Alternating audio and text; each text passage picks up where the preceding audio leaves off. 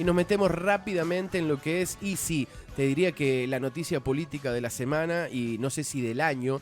Mirá vos lo que te voy a decir, que ha sido el fallo de la Corte Suprema de Justicia de la Nación, que lo hablamos en la previa, que lo hablamos ayer y que lo seguimos hablando porque sigue con novedades y porque sigue con novedades importantes. Supimos que la Corte había fallado a favor de Cava, otorgándole un porcentaje, no el que pedían, no el que propuso Mauricio Macri por decreto, sino un intermedio entre el 1.4 y el 3.5, que son 2.95% de la coparticipación. Esta decisión de la Corte hace que la coparticipación a Capital Federal aumenten, escuchen bien, 180.000 millones de pesos.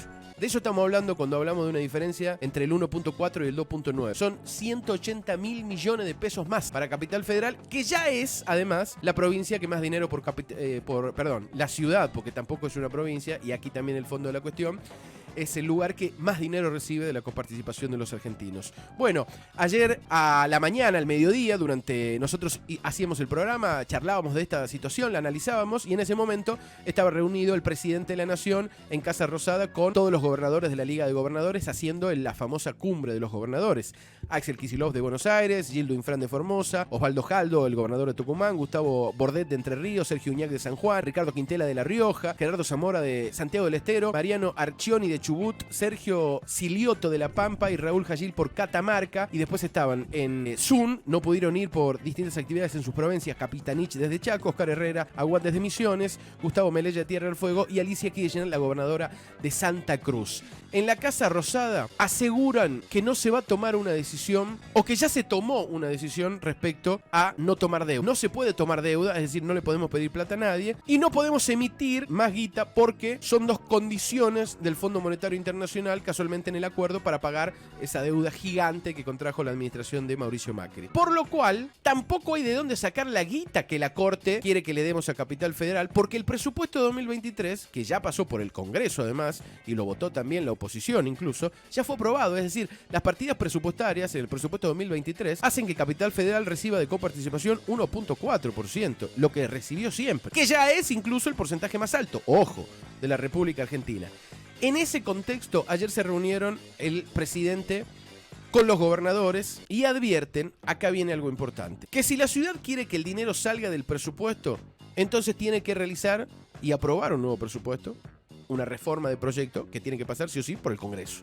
No hay otra manera. En caso contrario, la discusión va a seguir empantanada, y es una discusión política que además también ya no tiene diálogo entre las partes, es decir, entre Alberto Fernández, Horacio Rodríguez Larreta, o entre los gobernadores y Horacio Rodríguez Larreta. Larreta está enfrentado con prácticamente todos los gobernadores de la República Argentina.